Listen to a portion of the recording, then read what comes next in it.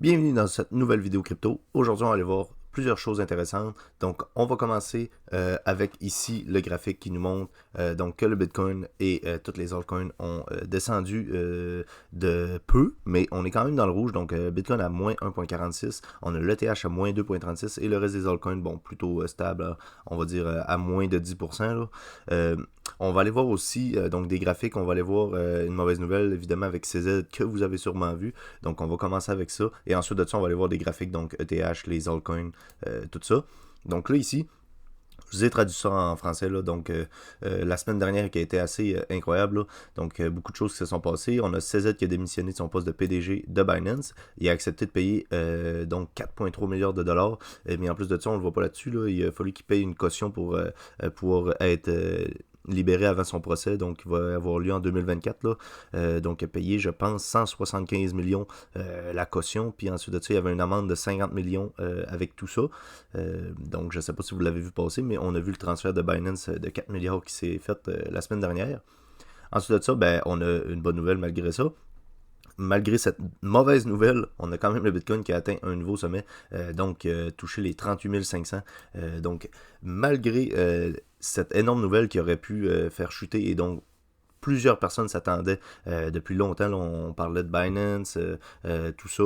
Mais bon, la mauvaise nouvelle, c'est pas vraiment une mauvaise nouvelle. Là. C'est pas si, c'est pas comme par exemple FTX. Donc, et même malgré le fait que CZ donc démissionne de son poste, on a le Bitcoin qui a fait un plus haut. Donc pour moi, ça fait en sorte que on est sorti du bear market parce que sinon, je pense qu'on aurait vraiment chuté plus que ça. Là.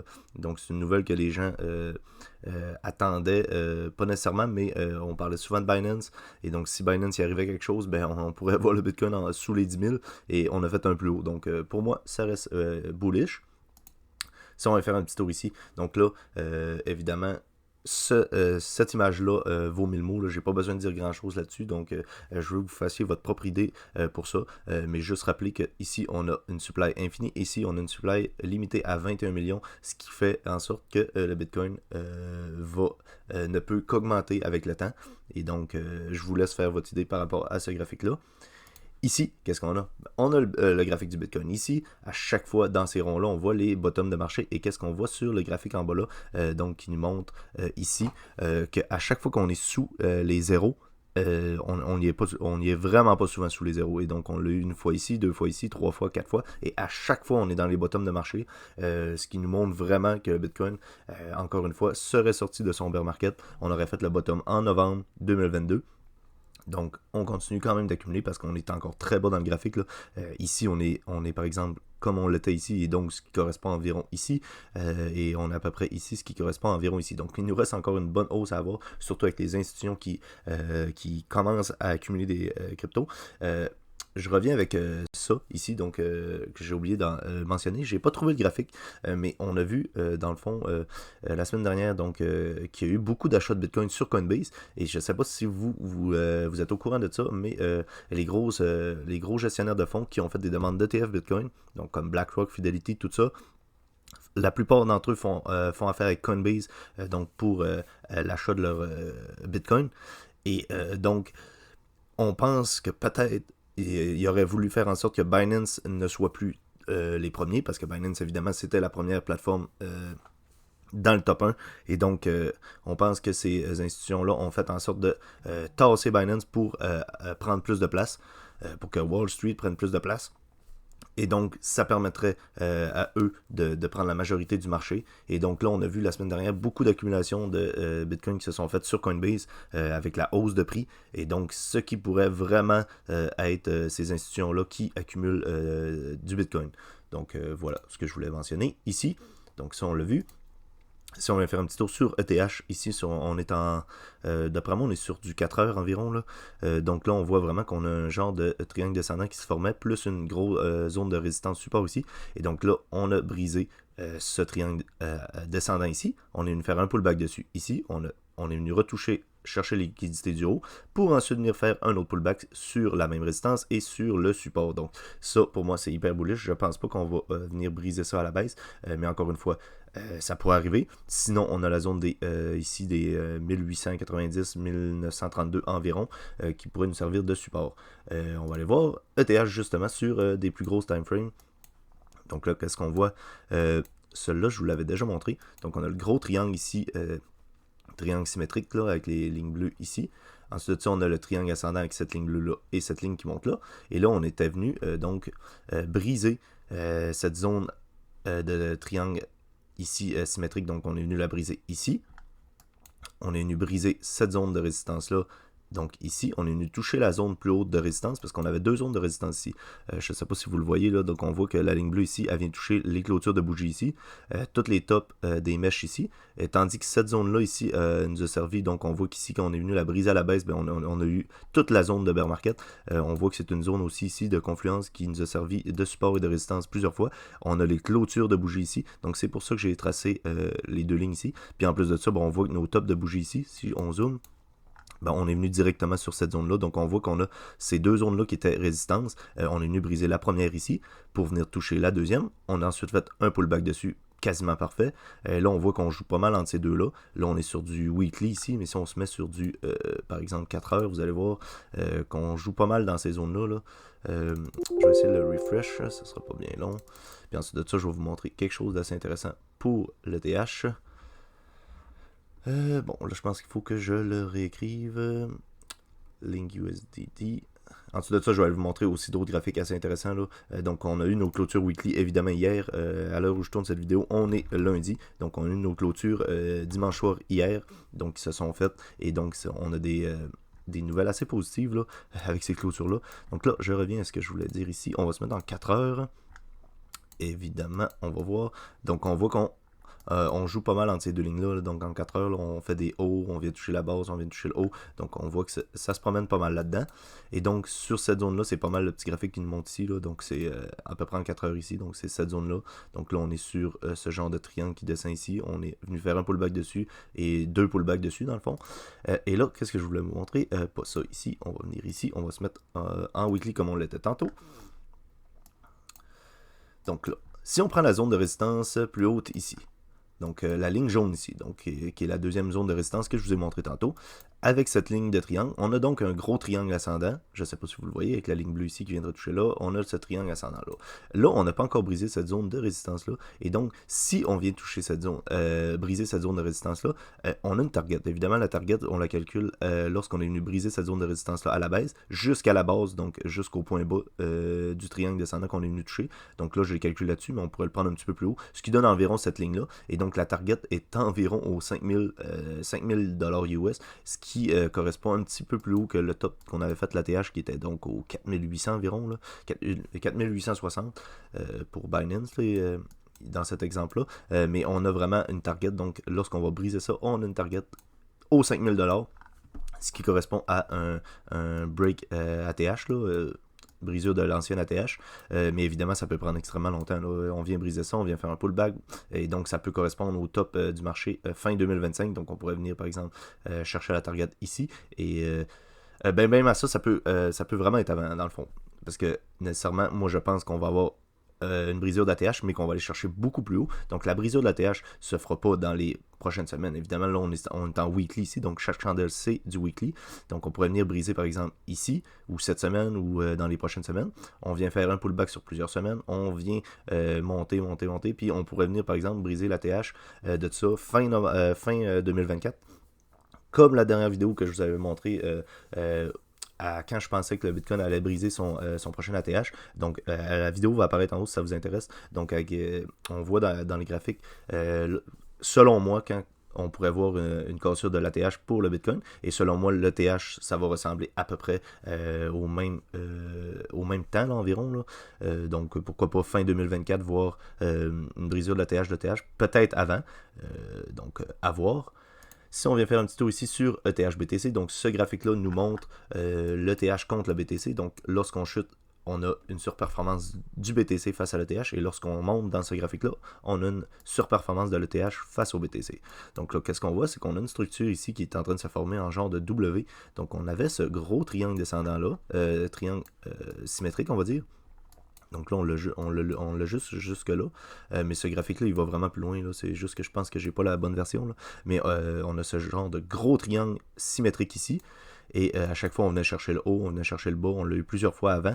Et là, on est rebondi, évidemment, encore une fois, sur le bas de ce triangle ici.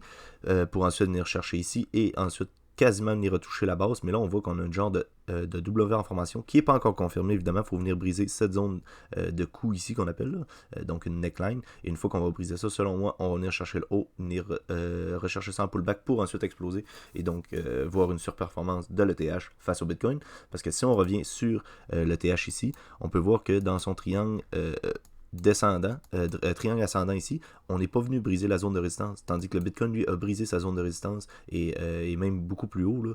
Si on prend par exemple ce graphique-là, on va les zoomer. Là. On va le mettre. On est en weekly aussi ici, donc on peut voir que le triangle ascendant du Bitcoin correspond à celui-là. Et donc, l'ETH, c'est celui-là. C'est environ les mêmes time frames. Là, on est sur du weekly. Et on peut voir que le Bitcoin a brisé sa zone de coup ici. Et donc, par exemple, la target du Bitcoin, on va prendre la cassure là. On va aller chercher la base là. Là, on va se prendre en fait directement sur le haut de ça. Là. Donc, ici, jusqu'à cette ligne-là. Et là, vous allez voir que la target pour le Bitcoin, par exemple, est environ au 65 000 $. Donc, ce qui ne correspond pas encore à une brise de l'ETH, mais on est tout près. Donc là, on peut enlever ça. Donc l'ETH, la target est plus haute et on n'a pas encore brisé ça. On a vu aussi que l'ETH est pour l'instant un petit peu plus fort que le BTC. Si on fait un petit tour ici sur le Total 3, donc qui correspond au Total Market Cap du Bitcoin, ça exclut le BTC.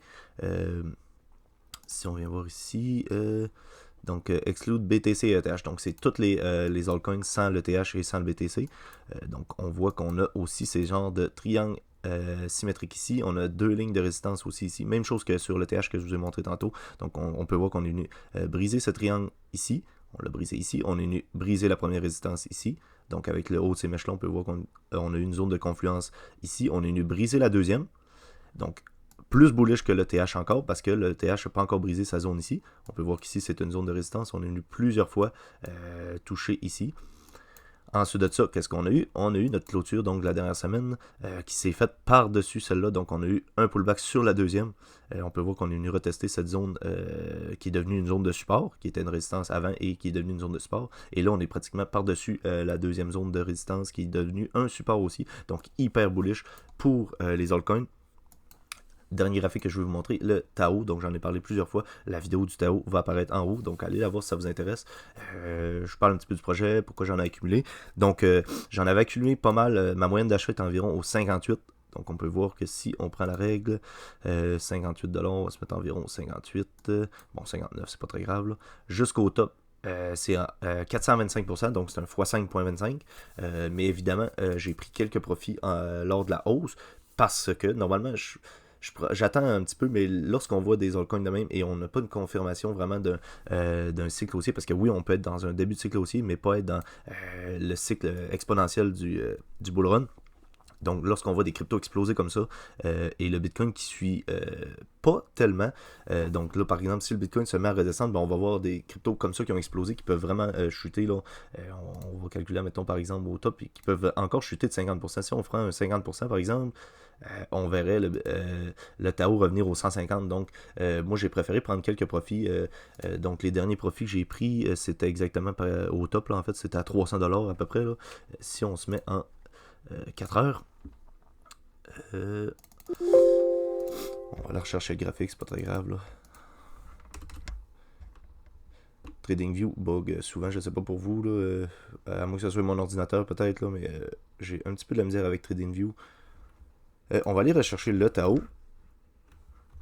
On va finir avec ce graphique-là. Je vais vous montrer quelque chose. Bon, ici, on va se remettre en 4 heures, par exemple. Donc, ouais, j'avais pris quelques profits lors de la montée, là, parce que le Tao, évidemment, j'en avais accumulé quand même beaucoup, et ça prend une grosse partie de mon portefeuille, même encore avec les profits que j'ai pris. Ça fait partie potentiellement la plus grosse crypto de mon portefeuille, excluant ETH. On a donc le Tao. Donc j'avais pris des profits lors de la montée. Là, je pense que j'en ai pris autour des 100, autour des 150, autour des 200. Et les derniers profits que j'ai pris, c'est aux 300. C'est donc avec cette mèche-là. Là, donc j'ai pris exactement dans le top là, pratiquement. Là. C'est juste un addon. Là. Je suis pas un devin. Mais on a potentiellement une formation en M aussi, un top. Là, donc un top en M qui se forme. Et donc pourquoi pas venir chercher plus bas pour une correction. Évidemment, fiez-vous pas à ça. On peut aller chercher beaucoup plus haut encore. Mais malgré le fait que j'ai pris des profits, j'ai gardé la majeure partie de mon investissement. Là, pour vous donner une idée, j'avais accumulé, on va dire, un nombre X de Tao, là, donc avec un nombre X d'argent.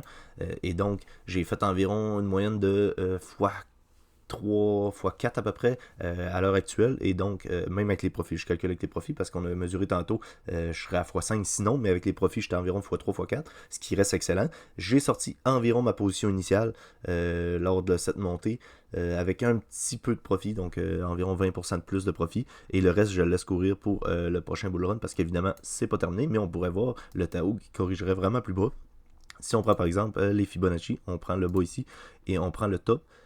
Donc, pourquoi pas venir rechercher les 0.5 ou les 0.382. Donc, par exemple, les 0.382, on est au niveau des 211$. Les 0.5, 180$. Donc, c'est des targets peut-être qui pourraient être touchés. On a les 0.618 qui est une target qui est souvent touchée aussi, donc aux 150$. Et ça correspond à quoi? Ça correspond au moins 50% pratiquement que je vous ai montré tantôt. Là. Ça ne veut pas dire qu'on va faire un moins 50%, mais des fois, on ne sait jamais. Donc, les moins 50% nous montrent environ les 154$, tandis que les 0.618 nous montrent les 150. Donc, vous voyez que ça peut être de quoi qui serait intéressant. Donc, une zone d'accumulation. Vous pouvez mettre des ordres d'achat, par exemple, là. C'est évidemment pas un conseil en investissement, mais ça peut être une bonne technique pour accumuler des Tao pour la prochaine jambe haussière. Mais on va attendre de voir ce que le Bitcoin va faire. Donc, j'espère que cette vidéo vous a plu. J'espère que vous continuez d'accumuler des cryptos en DCA tranquillement, pas vite. Nous, on se revoit dans une prochaine vidéo. Abonnez-vous si ça vous a plu. Laissez un commentaire. Laissez un j'aime aussi pour encourager la chaîne. Nous, on se revoit dans une prochaine vidéo. D'ici là, prenez soin de vos investissements. Bye.